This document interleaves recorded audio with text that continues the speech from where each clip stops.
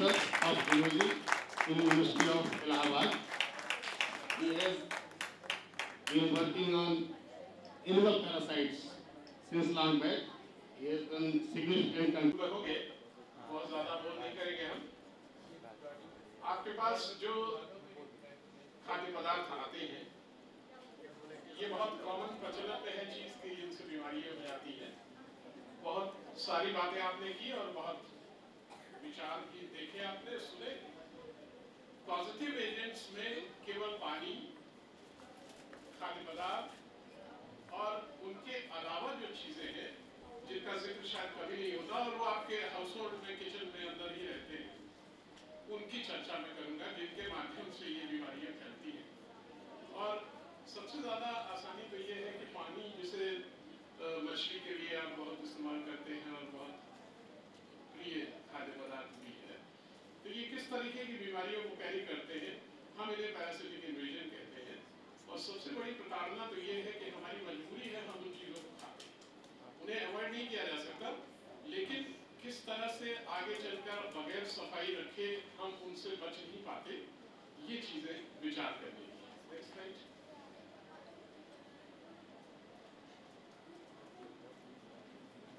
इसको आप पहचानते हैं एंड तमाम एडवर्टाइजमेंट्स में देखा आपने। हम इंटरमीडिएट होस्ट की चर्चा करते हैं। ये सबसे बड़ा घातक ऑर्गेनिज्म है जो उनको फैलाता है। पैरासाइट्स की शक्ल आप देखेंगे तो शायद आपको विश्वास नहीं होगा कि ये किसे कैरी कर रहा है। ये लेडिनीमा नाम का नेमेटोड है जो परजीवी कॉकरोच के द्वारा फैलाया जाता है।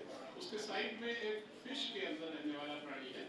बताना मैं ये चाहता हूँ कि कॉकरोच जैसे इनवर्टिब्रेट के शरीर में पाया जाने वाला प्राणी समानता रखता है फिश जैसे हायर ऑर्डर के वर्टिब्रेट प्राणी के अंदर पाए जाने वाले पैरासाइटिक ऑर्गेनिज्म का। और जब आप इनके माध्यम से फैलाई गई बीमारियों को देखते हैं तो आप कितनी घातक चीजें ये कॉज कर सकते हैं अंदाजा लगा सकते हैं। लेफ्ट हैंड साइड में वही है लेडिनीमा, उसका ओरल एपरेटस आप देखिए तो कोई भी चीज ये छोड़ेंगे नहीं।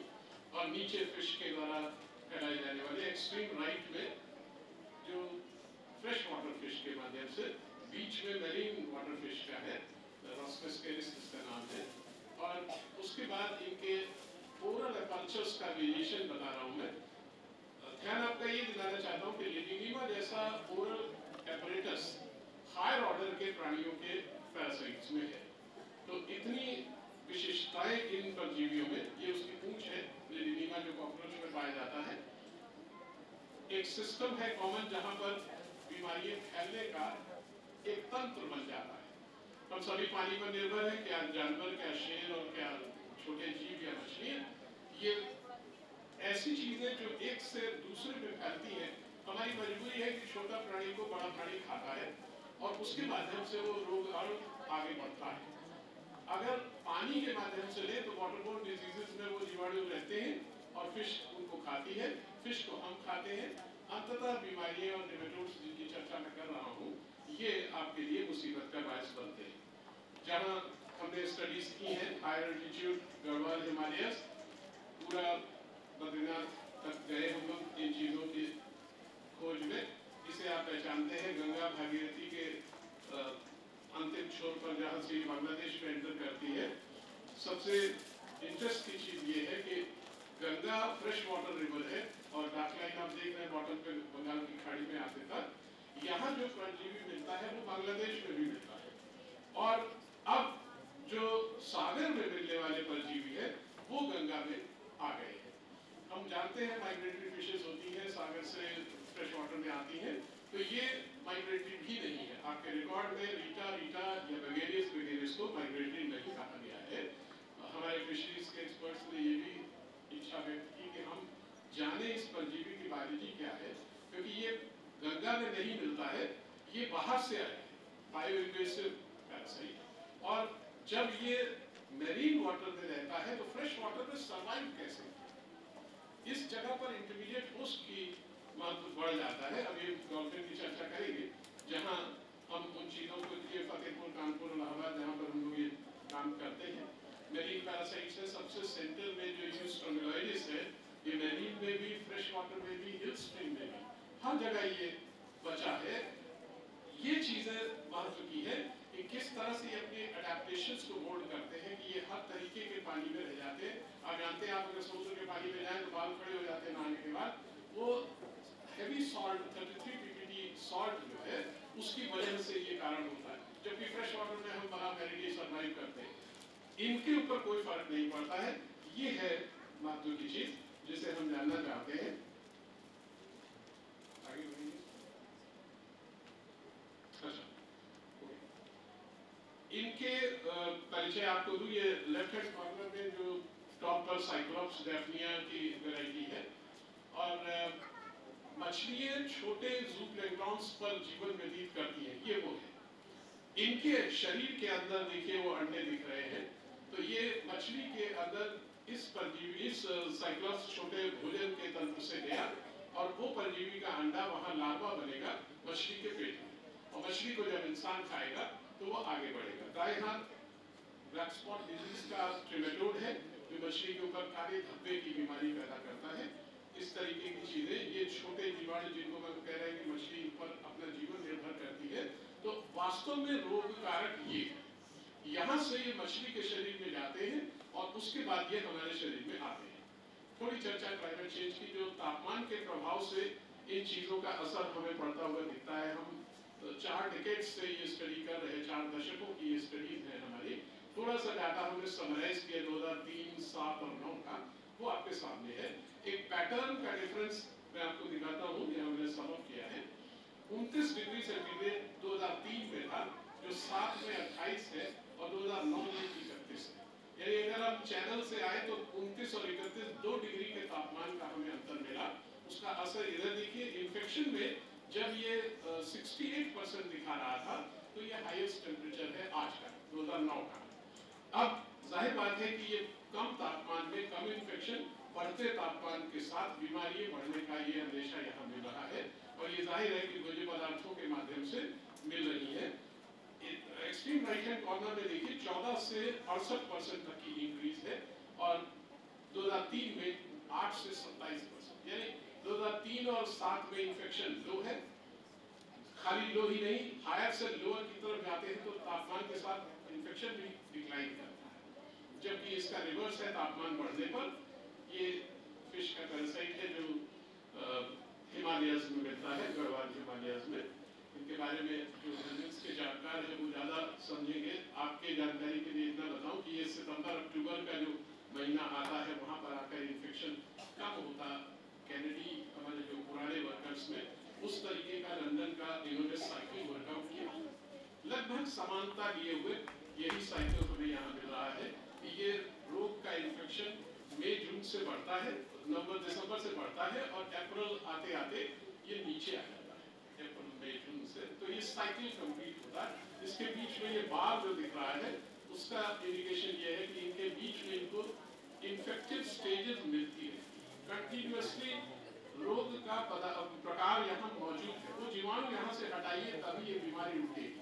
लेकिन ये संभव नहीं है क्योंकि किसी इकोसिस्टम में एक्वाटिक हो, टेरेस्ट्रियल हो, आप जीवाणु को नहीं हटा सकते। तो इस वजह से हमें उपचार करने पड़ते हैं या प्रिवेंटिव मेजर्स हमें लेने पड़ते हैं। ये वही साइकिल दूसरे परजीवी का है। ये पूरे फिश के कंपैरिजंस दिए हैं काफी। इनका परिचय आप जानते हैं, एस्केरिस नॉर्मल। ये है वो जीवाणु जिसको मैं कह रहा था कि ये समुद्र के पर्यावरण से फ्रेश वाटर में कैसे आ गया, और इसके डीएनए की एनालिसिस हमने की है। ये वही प्राणी है जो समुद्र में गोवा के कोस्टल वाटर्स में मिलता है। तो महत्व की चीज ये है कि एक प्राणी में इतनी क्षमता है जो कि बिल्कुल लोअर ऑर्डर का है कि उसका डीएनए मैच कर रहा है। यानी वही प्राणी विशाखापट्टनम और राम सेतु के एरिया से होते हुए कैटफिशेस में ही केवल मिलता है, मेरीन कैटफिशेस, और वहां से बंगाल की खाड़ी तक आया और खाड़ी से फिर वो इलाहाबाद तक आ गया। फतेहपुर तक ये हमें मिला है, कानपुर अभी हमने स्टडी नहीं किया इसको। तो ये महत्व की चीज है कि तापमान जैसी और रिवर के वाटर की वेलोसिटी और सारी चीजें झेलते हुए उतने हाई सॉल्टेज वाटर में रहने वाला प्राणी यहाँ तक सर्वाइव कर रहा है। पहुंच जाना बहुत महत्व की चीज नहीं है, सर्वाइव करना ज्यादा ताकत होता है। ये आपका कॉमन एंकाइलोस्टोमा अगर आप जानते हैं तो ये घास में मिलता है, इसको इंटरमीडिएट होस्ट की जरूरत नहीं पड़ती। ट्राइक्लेरस रैट से फैलता है, ये वो नेमेटोड्स है जो वैरायटी आदमी में आती है। हम यहाँ आना चाहते हैं कि ये जो इलाहाबाद में मछली का जो कचरा फेंका जाता है ये नीचे यमुना में मिलता है, ये वो जगह है। और ये चिड़िया इतनी खूबसूरत है कि ये माइग्रेटरी बर्ड है। हर साल संगम पर आपने पिक्चर्स में तमाम देखा होगा, ये वो चिड़िया है। जरा इसकी हालत देखिए। और ये कार्निवोरस बर्ड है, यानी कि पक्षी प्राणी है। तो ये मई जून और अक्टूबर के बीच में आ जाती है। उस समय इसको गंगा में पानी नहीं मिलता। जाहिर बात है वो ऐसी जगहों पर कचरे में इकट्ठा है जहाँ से गंदगी इकट्ठा करके ये, अब इनको मार नहीं सकते हम क्योंकि पैरासाइट्स इनके हमने स्टडी नहीं की। और बैड है ये बर्ड, लेकिन जिस हालत में ये है ये तय जानिए कि ये जहाँ भी माइग्रेट होकर जाएगी यहाँ का लोग वहाँ तक पहुँचाएगी। और वो मछलियों का सारा छिछड़ापन है, तो ये उनके इंटरमीडिएट होस्ट है जिन पर ये अपना भोजन निर्वहन करेगी। इन चीज़ों को मैं छोड़ता हूँ। ये है वो प्राणी जो अभी तक जो मैंने आपको दिखाया था समुद्र से गंगा के पानी में आ गया, ये कभी फ्रेश वाटर का ऑर्गेनिज्म नहीं था। विदेशों में भी इसे मैरीन वाटर में देखा गया, लेकिन ये जरूर कहा गया कि इंटरमीडिएट अवस्था जो है इसकी वो डॉल्फिन में मिलती है। अब डॉल्फिन तो गंगा में कोस्टल डॉल्फिन तो है, ये कोस्टल डॉल्फिन से मैरीन प्राणी बनता था। आज हमें ये देखना पड़ रहा है कि हमारे यहाँ फतेहपुर और इलाहाबाद के बीच में उसी जोन में डॉल्फिन भी मौजूद है। तो ये शायद ये कारक है जिसके बाद इसे फिर हम एग्जाम नहीं कर पाते क्योंकि ये बैड ऑर्गेनिज्म है।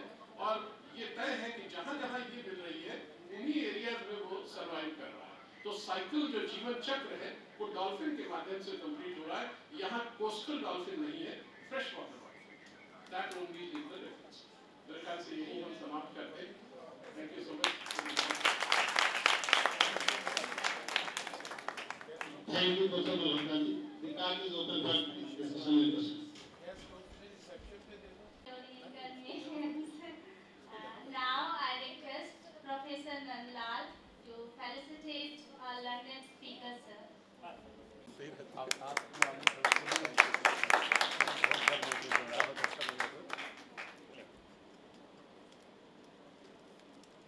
विषयांतर होने के बावजूद कितना मौके मिलते हैं